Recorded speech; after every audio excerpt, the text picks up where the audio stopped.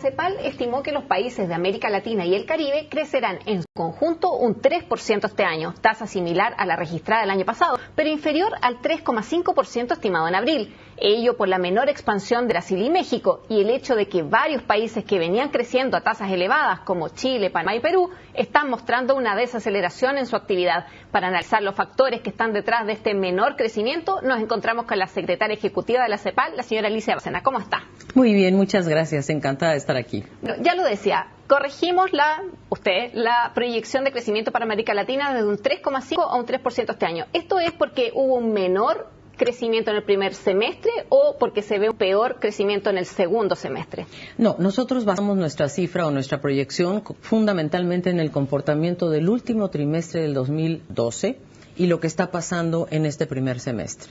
Creemos que el segundo semestre incluso puede tener algunas noticias interesantes. Inclusive nosotros vemos, habíamos tenido una proyección para Colombia, por ejemplo, un poco más baja y la estamos subiendo justamente porque vemos que su economía viene mejor. Razones, ¿por qué está pasando esto? Fundamentalmente Brasil y México, dos economías fuertes, pesan mucho en el promedio de la región, pero yo diría que el caso de Brasil es interesante porque Brasil creció poco el año pasado, 0.9, este año crece 2.5. Entonces, no es que Brasil esté desacelerando, Brasil está creciendo. Lo que pasa es que está creciendo menos de lo que se esperaba. A principios de año. Claro, de hecho, hemos visto que el mercado ha reducido por 10 semanas consecutivas su estimación de crecimiento para Brasil y parece que la tendencia sigue siendo bajista. Claro, lo que pasa es que nosotros, por ejemplo, nosotros habíamos estimado para Brasil un 3.5 y ahora le damos un 2.5. ¿Qué pasa?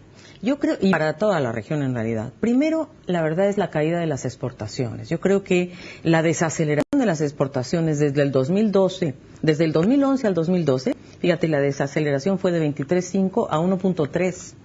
Y este año es de 1.3 a 4%. Se recuperan un poco las exportaciones. Esto está vinculado totalmente a lo que está pasando en la zona euro, socios comerciales y en China. El pequeño repunte se da por Estados Unidos. Estados Unidos crece, nosotros pensamos a 1.8%, va en fase de repunte, esperamos, ¿verdad? Sobre todo para México y Centroamérica. En el caso de las economías de Sudamérica, yo creo que otros factores que están influyendo mucho es el fin del auge de los precios de materias primas. Creo que ese es un tema que hay que analizar. Es decir, incluso nosotros en CEPAL vemos con preocupación quizá que es el fin del superciclo. Eso se ha leído bastante en la prensa, sí. Exacto. Eso, ¿cómo consideró justamente lo que usted menciona, el fin de este ciclo de los commodities, de este boom que hubo? ¿Cómo se ve ya también para el 2014? Esto nos va a seguir pegando porque se ve que el precio del cobre, del oro, de otros commodities van a seguir a la baja. Mira, yo creo que algunos precios se van a mantener, ¿no? Por ejemplo, digamos, el cobre cayó 6.9%, muy fuerte para un país como Chile o Perú. El caso, por ejemplo, del estaño no cayó, subió. Y eso benefició, por ejemplo, una economía como Bolivia. Ahora, yo creo que hay que dividir estos precios en tres grandes grupos. Uno son los metales y minerales, que tienen un cierto comportamiento, los alimentos. Los alimentos están realmente presionando mucho, incluso los precios internacionales de alimentos han subido, ¿no? Y están presionando la inflación, y eso es un gran tema que la región preocupa. Y el otro tema son los hidrocarburos, que más o menos se mantienen. El próximo año nosotros vemos un comportamiento de los precios similar a este, más o menos, posiblemente bajen algunos precios, y quizás sí, aquí lo que más preocupa es China.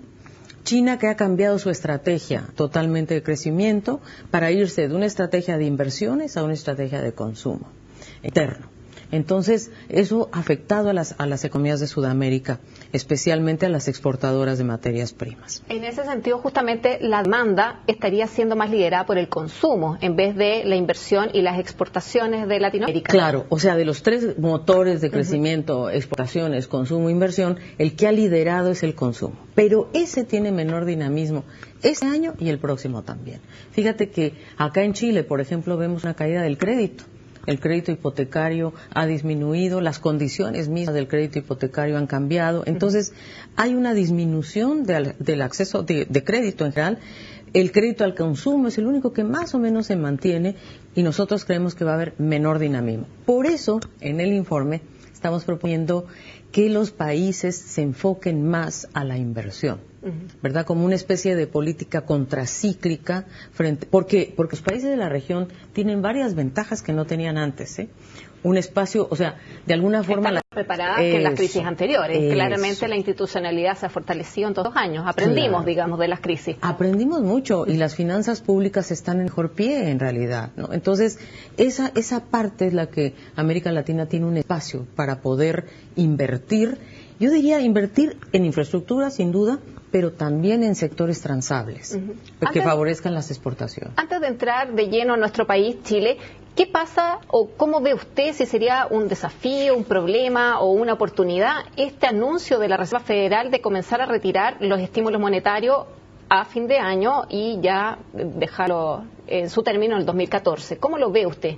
Bueno, hay varias miradas, hay varias lecturas y depende del país. Digamos, en países donde, por ejemplo, tenemos, yo diría, una buena situación financiera, el impacto no va a ser tan grande. Y sobre todo, este relajamiento monetario lo que ha traído es una gran tensión en materia cambiaria. Entonces va a bajar la tensión en materia cambiaria y por lo tanto no va a haber esa apreciación cambiaria que ha desestimulado las exportaciones y que ha estimulado la importación. Entonces, por ese lado de esa mirada, no es una mala noticia.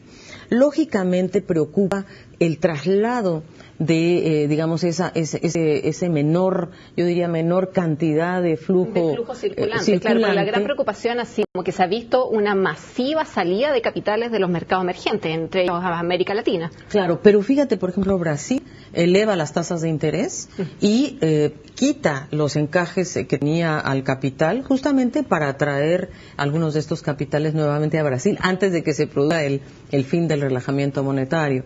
Pero por otra parte yo diría que primero quita la atención a la apreciación cambiaria y segundo, yo creo que por otro lado en algunas economías como Chile, yo creo estos estímulos realmente no son un proceso de normalización de las condiciones financieras internacionales. En realidad hemos vivido realmente más bien una situación bastante extrema y yo creo que esto, digamos, puede tener ajustes en los precios de los activos, no cabe duda, pero también creo que es un momento para que se piense en el financiamiento a largo plazo. Por eso nosotros le apostamos a la inversión. Ahora, entremos a Chile. ¿Por qué se reduce la tasa de crecimiento desde un 5 a un 4,6%? Hay que recordar igual que el Banco Central ve entre un 4 y un 5, o sea, la proyección de CEPAL está dentro de este rango. Pero ¿por qué ustedes la reducen particularmente? Nosotros la reducimos en primer lugar porque vemos estos menores precios del cobre, que la verdad para Chile esto es muy importante, y no solamente hay una desaceleración del 6.9 de cómo ha disminuido el precio del cobre, pero también las exportaciones han tenido un impacto en Chile. Por ejemplo, las exportaciones de cobre solo crecieron 0.2% interanual de mayo a mayo. Y después vemos otro tema que yo creo que es bastante importante y es que realmente la crisis en Europa y las menores previsiones de crecimiento en China también le impactan a Chile. El principal socio comercial de Chile es China. Y también Europa. Entonces estos dos, la desaceleración de estas dos economías o de estos dos grupos de economías le impacta mucho a Chile. Creo que es importante decir también que, creo que es importante que Chile tenga una mirada, yo diría más proactiva en relación al cambio estructural que requiere su matriz productiva.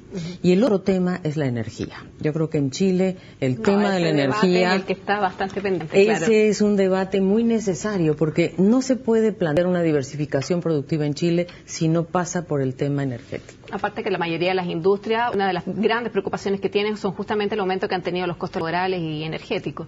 Ahora, Chile tiene una cosa muy interesante y es que, digamos, el desempleo se ha mantenido en torno al 6.3%, por debajo del promedio, un poquito por debajo. Eso le quería preguntar, con estas cifras de crecimiento, esta reducción, ¿cómo queda el desempleo regional? ¿Vamos a ver más empleo, menos desempleo? No, yo creo que la verdad vamos a ver un estancamiento en el empleo, definitivamente.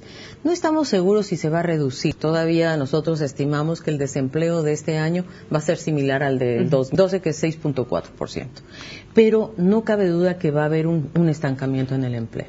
que definitivamente... La desaceleración llegó, claro. Claro. Y luego yo creo que hay otras cosas que también están afectando mucho a nuestras economías. Fíjate que ha bajado el flujo del turismo en toda la región. No, en Sudamérica menos, que fíjate que México, Caribe... Sí, claramente al sector muchísimo. Comercio, que es el que tradicionalmente más mano de obra o más trabajo emplea. Exactamente. Y luego yo creo que también es importante decir que, digamos, Chile es un país que tiene mucho acceso a los mercados financieros. Entonces, no tiene un problema de quedarse sin acceso al financiamiento internacional. Así es que eso es una buena noticia. Pero sí creo que hay que cuidar esta caída de los precios del cobre y de la desaceleración del consumo, o sea que va a perder dinamismo, y quizás ver el tema de la inversión, que creo que es un tema central. Ahora, hablamos pocos minutos atrás sobre los socios comerciales. Chile está avanzando paralelamente en sus acuerdos con la Alianza del Pacífico y el Acuerdo Transpacífico. El Mercosur ve un poco con recelo este avance. ¿Cómo evalúa usted esta como especie de pugna que habría entre la cuenca pacífica y la cuenca atlántica? ¿La ve como una pugna? ¿Es desafiante? ¿Esto es problemas políticos? Yo creo que hay que verlo con otra mirada. Primero que nada, la Alianza del Pacífico es una forma de que economías abiertas, como es el caso de México, Colombia, Perú y Chile, han decidido, en cierta medida, integrarse más profundamente en sus mercados. Ahora, la Alianza del Pacífico son economías que están abiertas al 80% y su mercado intrarregional es solo del 4%. Fíjate que el mercado regional, intrarregional de toda América Latina es de 19%. Entonces hay una tarea pendiente en toda la región. Esta discusión de si es Atlántico o es Pacífico, me parece que tenemos que despolitizarla, número uno, y número dos, ser muy pragmáticos. ¿En qué sentido? Lo que tenemos que hacer en América Latina, Pacífico, Atlántico, Norte y Sur, es integrarnos más, ver a la integración regional como una forma de igualar para crecer y tener para igualar más inclusivo. Además, fíjate, hoy el comercio ya no pasa por bienes terminados, pasa por bienes intermedios. Entonces, hay que lograr una integración de cadenas productivas. Eso es lo que yo creo que es el camino. Y la Alianza del Pacífico escogió 4 sectores: el sector químico, los alimentos, los cosméticos, y me parece que 3 sectores, perdón, químicos, cosméticos y alimentos, y ahí están las cadenas productivas y ahí está el futuro. Así es que creo que no se puede dar de espaldas a Brasil, eso sí no. Hay que hacer una integración yo diría... integracionista. Sí, definitivo. Bueno, señora Alicia, le agradezco bastante que haya venido a conversar con nosotros. Muchas gracias a ti por la invitación.